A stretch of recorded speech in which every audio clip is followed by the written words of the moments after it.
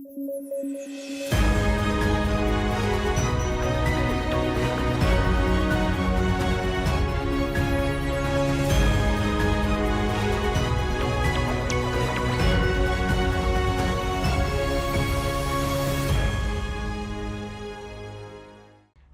welcome to another edition of DBE TV News.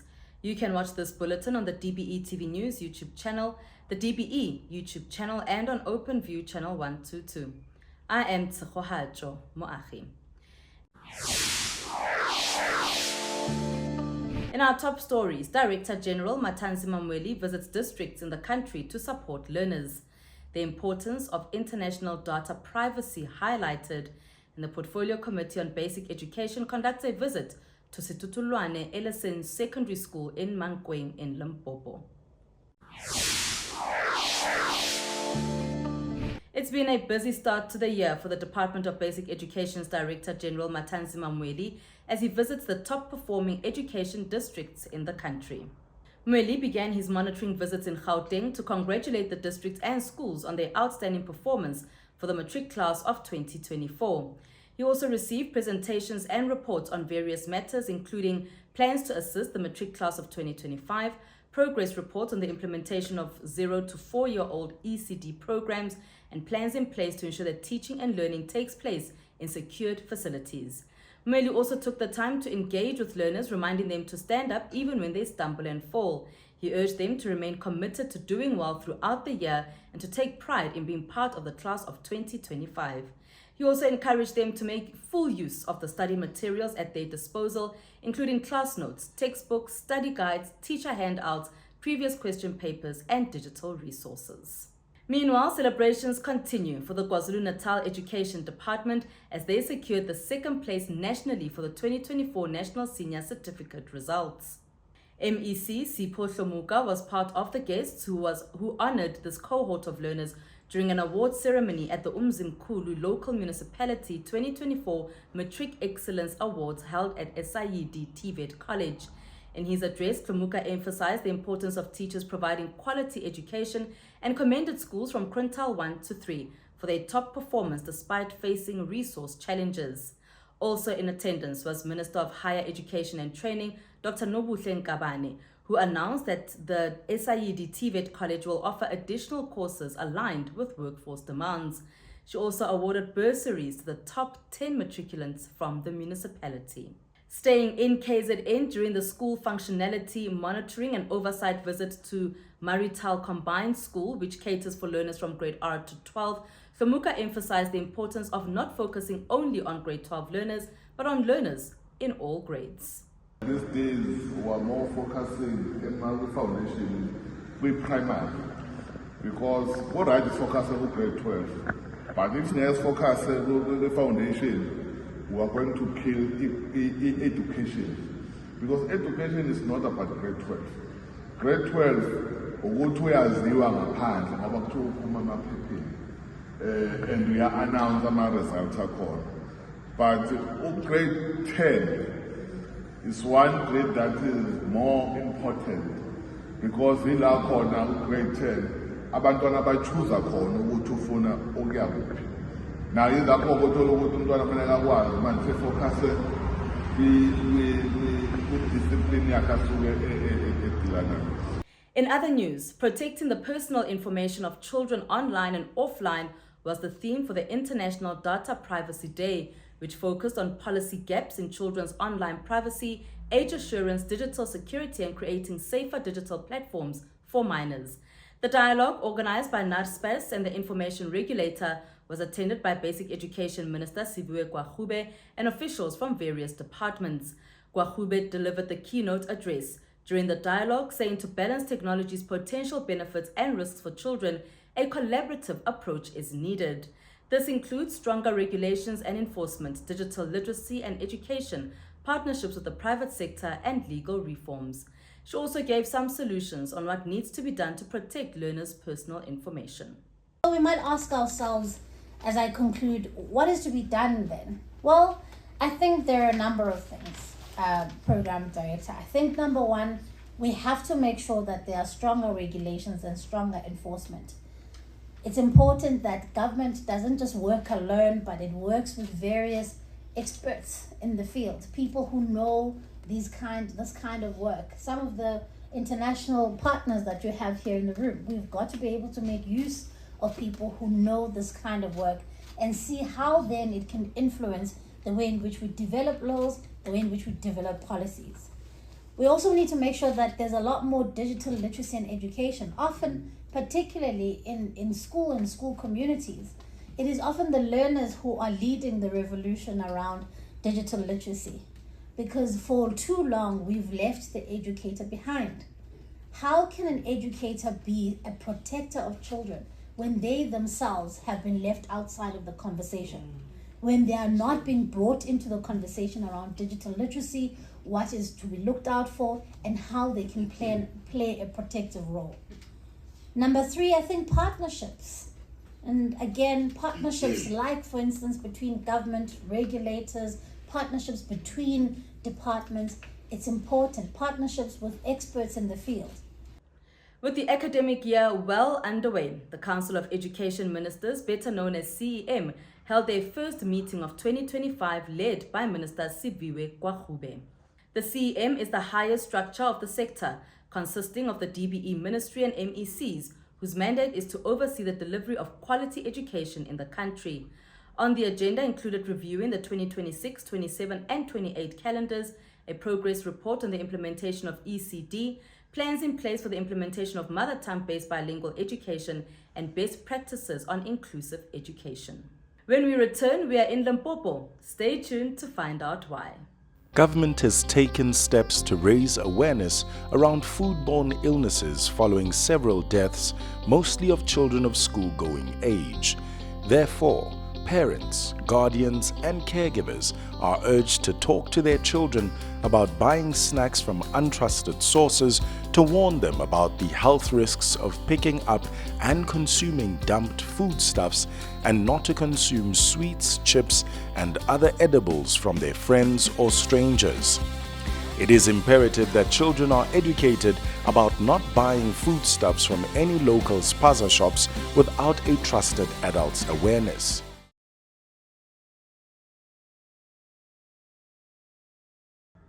Overcrowding remains a sore point for the Department of Basic Education as provinces battle to accommodate all learners in schools, and the Mpumalanga Education Department is not spared.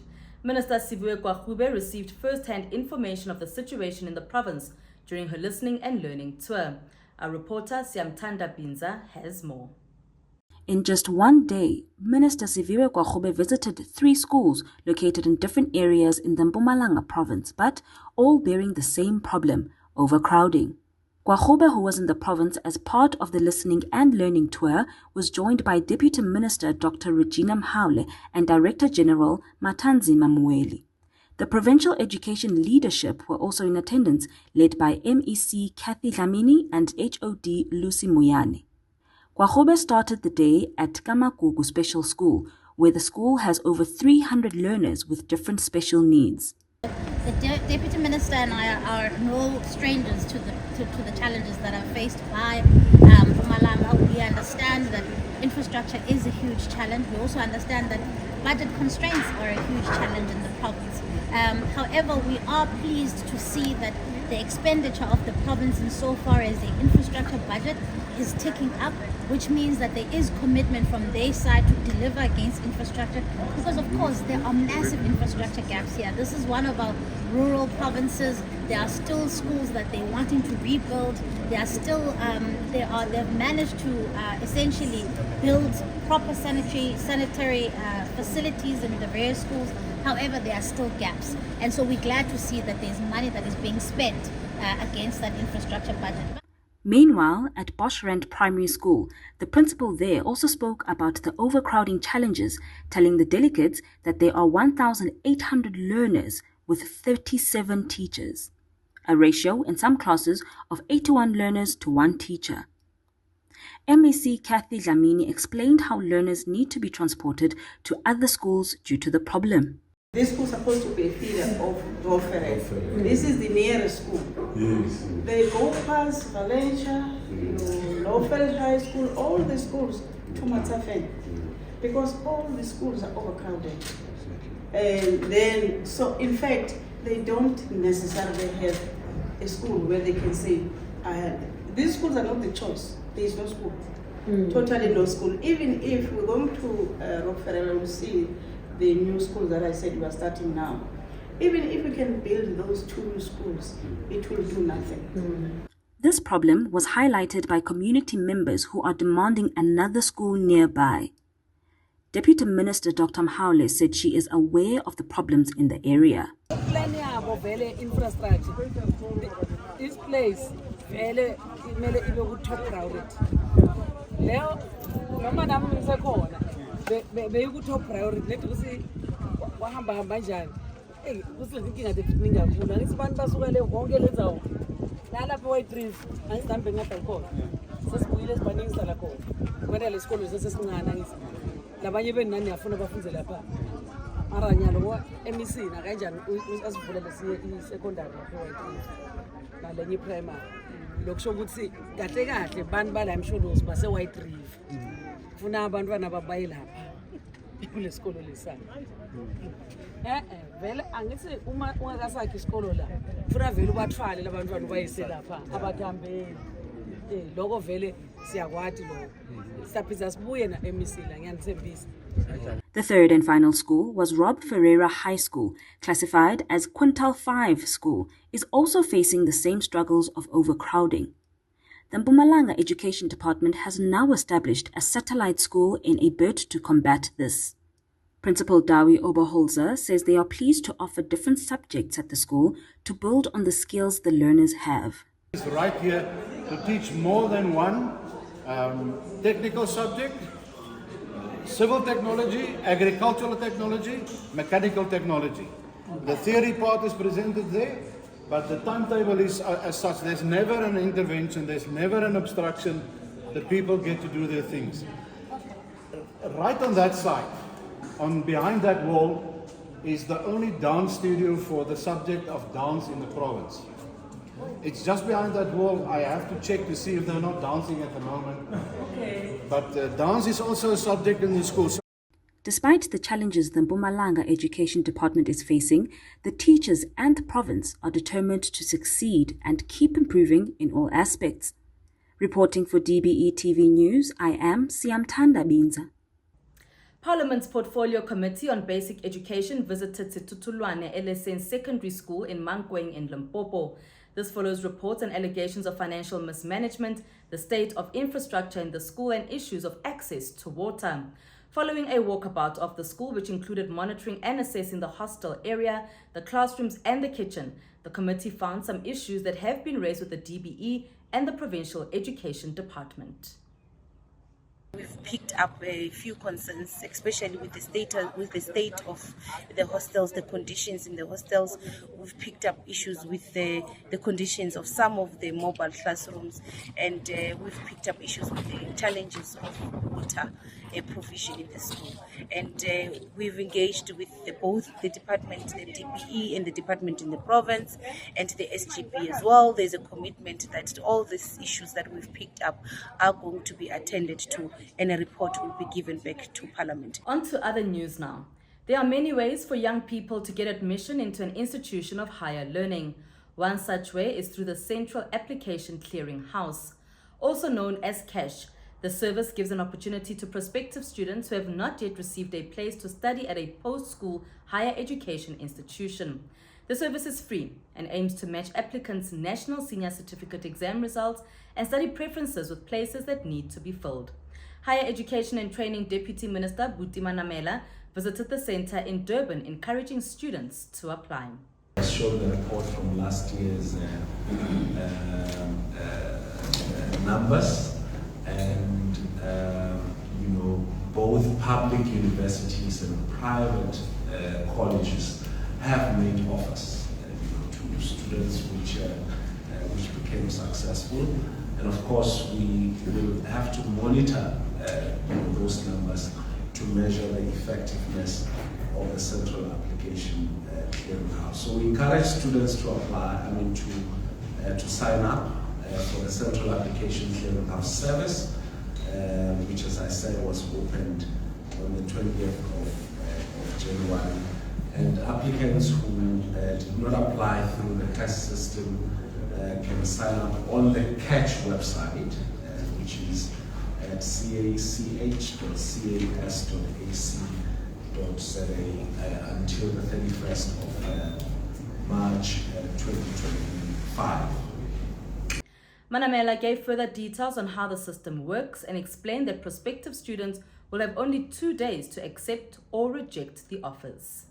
Universities and colleges with available spaces will access the system from the 27th of January to match qualifying students with open spaces and also extend these offers. And private institutions will also be matching qualifying students from the 27th January 2025, and they compete with public institutions for prospective students. So it's everyone. The idea is to give everyone the opportunity to get offers from all the institutions. Now, in terms of acceptance, prospective students will have 2 days to accept or reject any offers made to them, because those spots are not permanently available. I've heard parents calling me, shouting at me and saying these universities, they knew how many students are writing examinations, therefore we should have enough space for every student who wants to study. Ideally, that's what we want to do.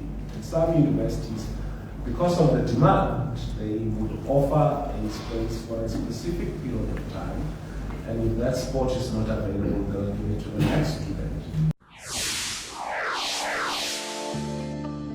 That's how we end this bulletin on the DBE TV News YouTube channel, the Department of Basic Education's YouTube channel, and on OpenView channel 122. Do remember to send through your stories or comments by contacting us on our X page handle at DBE TV News and on Facebook, DBE TV News. Before we go, the Department of Basic Education is warning everyone not to fall prey to scams regarding tenders.